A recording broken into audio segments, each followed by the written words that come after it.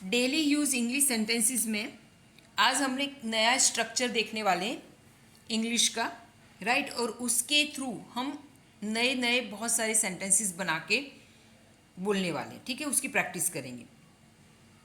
कई लोग ऐसे भी बोलते हैं इंग्लिश में कि इंग्लिश में हम सारे रूल्स मतलब याद करके अच्छे से समझ के लिख के पढ़ के फिर इंग्लिश बोलना शुरू करेंगे, तो वो पॉसिबल नहीं है।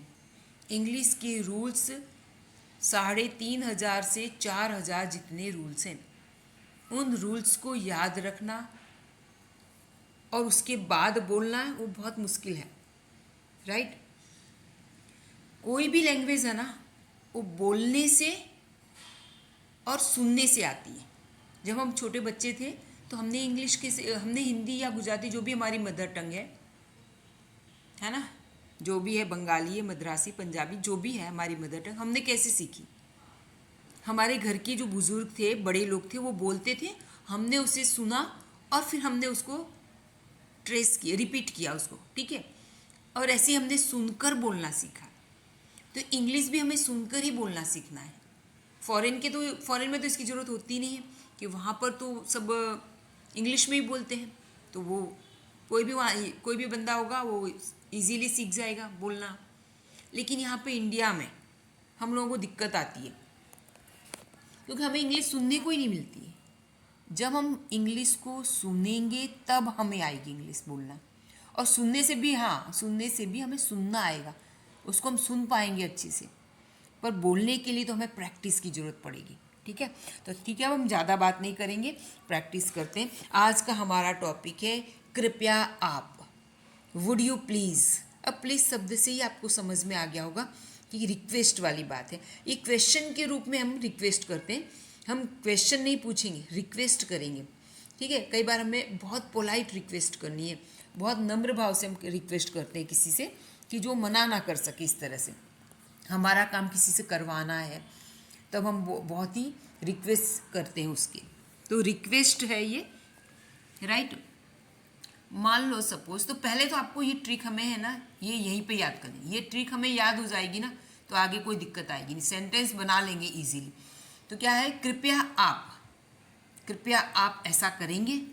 ऐसा हम बोलते हैं ना हिंदी में, कृपया आप हम ये करेंगे, कृपया आप वो करेंगे। तो आपको यहाँ पे क्या है, वुड यू प्लीज़। क्या याद करना है, वुड यू प्लीज़, आप मेरे साथ बोलना है, ठीक है। ये प्रैक्टिस करनी है हमें। Would you please, would you please क्या बोलेंगे। पहले तो शब्द देख लो कि क्या है, प्रोनाउंसिएशन देख लो। वुड यू प्लीज़, इसको वुल्ड नहीं बोलेंगे, क्या बोलेंगे, वुड। वुल्ड नहीं है, would. Would you please, please तो सबको आता है, वुड यू प्लीज़, क्लियर। अब हम नम्र भाव से बोलना है, तो जब हम बोलेंगे तो बोलने में हमारे शब्दों में वो फीलिंग्स भी आनी चाहिए। तो क्या बोलेंगे, would you please, would you please. हम जोर से नहीं बोलेंगे, आज हम जोर से नहीं बोलने वाले, रिक्वेस्ट कर रहे हैं, ठीक है। तो क्या बोलेंगे, वुड यू प्लीज़, ठीक है। आई थिंक आपको समझ में आ गया। और ये अपने ये इतनी ट्रिक है ना, ये याद करनी। ये ट्रिक अपने को याद हो गई ना, अब हम सेंटेंस बनाएंगे। देखते चलो, पहला सेंटेंस।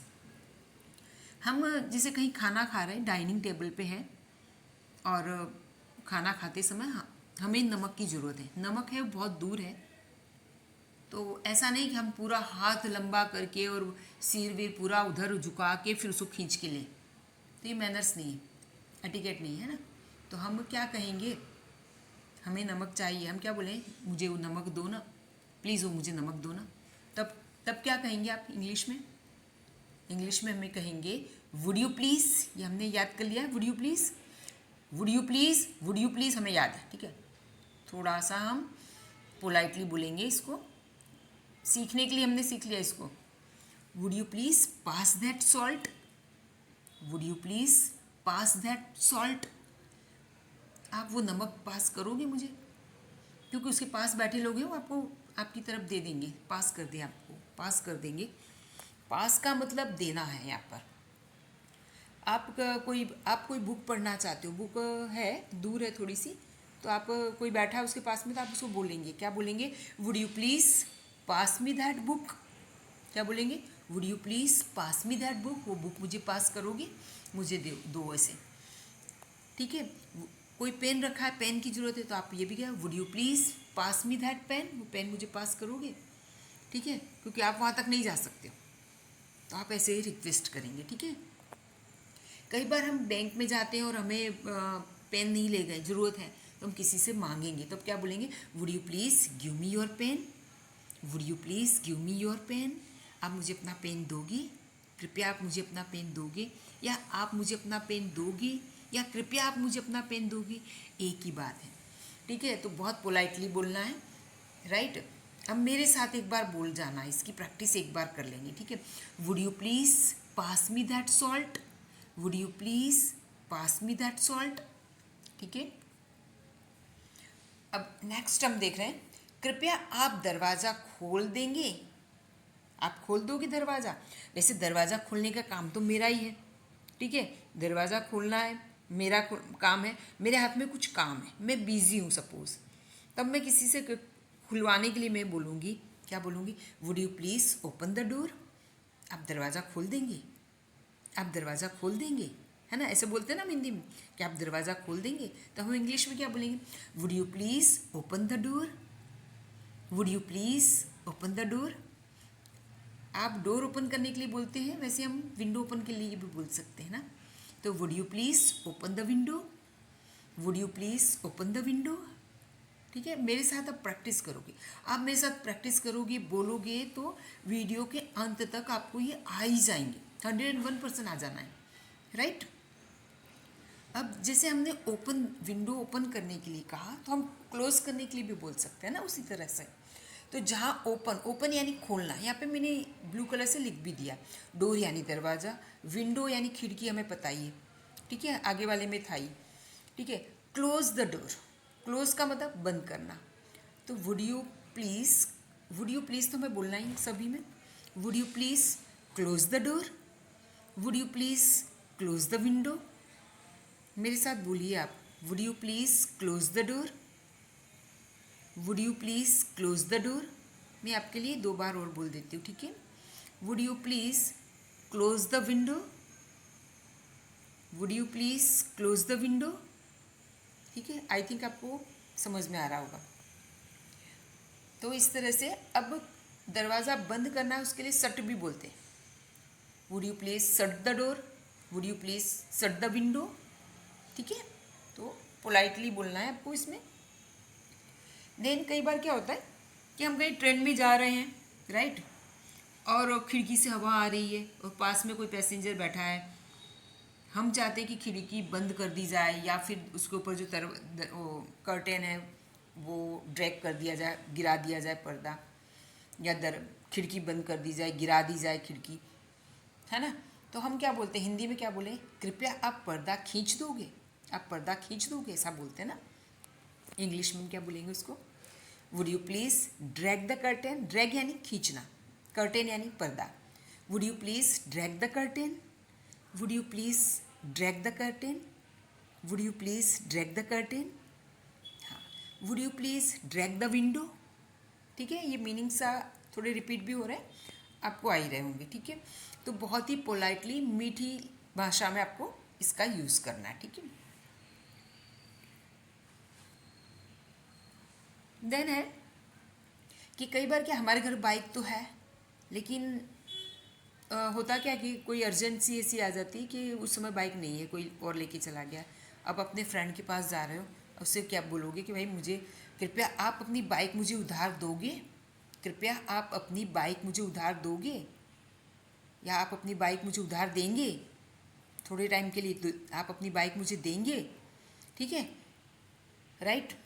तो आप क्या बोलोगे, would you please borrow me your bike. अब बोरो का अर्थ क्या होता है, यहाँ पे लिखा है उधार लेना, किसी से जब लेना होता है तो हम बोरो बोलेंगे, कि आप मुझे बोरो करोगे, आप मुझे उधार दोगे, समझ में आया।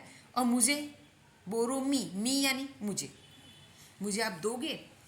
और योर बाइक, योर यानी तुम्हारी, योर बाइक यानी तुम्हारी बाइक, ठीक है। तो इसे हम कैसे बोलेंगे, would you please borrow me your bike, क्या बोलेंगे, would you please borrow me your bike, ठीक है। एक बार और बोलती हूँ आपके लिए, would you please borrow me your bike, आप अपने फ्रेंड से नोटबुक लेनी है तब भी ऐसे बोल सकते हो, would you please borrow your notebook, तुम्हारी नोटबुक मुझे बोरो करोगे।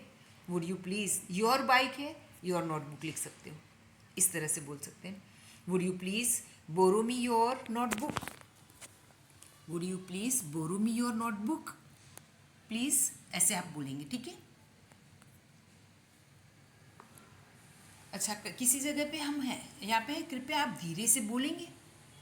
अब किसी को जब हम धीमे से बोलने के लिए कहेंगे ना कि धीरे से बोलो, तो बहुत सोच समझ के बोलना है, राइट। तो ये लैंग्वेज हमें कैसी होनी चाहिए, बहुत ही पोलाइट होनी चाहिए। सपोज बस में या किसी भी पब्लिक प्लेस पे लोग बहुत तेज तेज बात कर रहे हैं, पॉलिटिक्स पे या किसी और टॉपिक पे बहुत तेज़ बात होने लगी है और आप सचमुच के उसमें डिस्टर्ब हो रहे हो, राइट। या फ्लाइट के अंदर हो और कुछ ऐसी बातचीत हो रही या फिर थोड़ा सा डिस्टर्बेंस हो रहा है, तब आप बोल सकते हैं। क्या बोलेंगे आप, कृपया आप धीरे से बोलेंगे, उसके लिए क्या बोलेंगे इंग्लिश में, would you please speak slowly, would you please speak slowly, would you please speak slowly, कृपया आप धीरे से बोलेंगे। हाँ, माई चाइल्ड इज़ स्लीपिंग, मेरा बच्चा सो रहा है ना। आई एम डिस्टर्बिंग, मैं डिस्टर्ब हो रही हूँ, ठीक है ना, ऐसे बोलेंगे। सपोज अब ये स्पीक स्लोली, स्लोली का अर्थ क्या होता है पता है हमें, स्पीक यानी बोलना, स्लोली यानी धीरे से, राइट।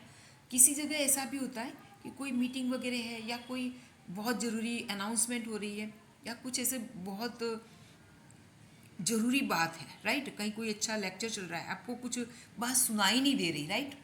तब आप उनसे बोल सकते हैं, जो व्यक्ति आपसे बड़े हैं, जो बता रहे हैं जो चीज़ को, तो आप उनसे बोलोगे कि आपकी आवाज़ मुझे सुनाई नहीं दे रही, तो आप थोड़ा ज़ोर से बोलोगे, आप थोड़ा ज़ोर से बोलोगे, तब आप क्या बोलोगे, यहाँ धीरे से है ना, आप उनसे ज़ोर से बोलने के लिए बात कर रहे हैं, तो क्या बोलेंगे, would you please speak loudly, क्या बोले, would you please speak loudly, आप थोड़ा ज़ोर से बोलेंगे क्योंकि आप कुछ मिस कर रहे हो, बहुत ज़रूरी बात है और हम मिस कर रहे हैं, तो हम उनसे बोलेंगे, would you please speak loudly, आप ज़ोर से बोलेंगे, हम सुन सकें इसलिए, राइट। तो ऐसे करना है, ठीक है। यहाँ पे मीनिंग्स भी मैंने दे रखे हैं जिससे आपको कोई दिक्कत ना आए।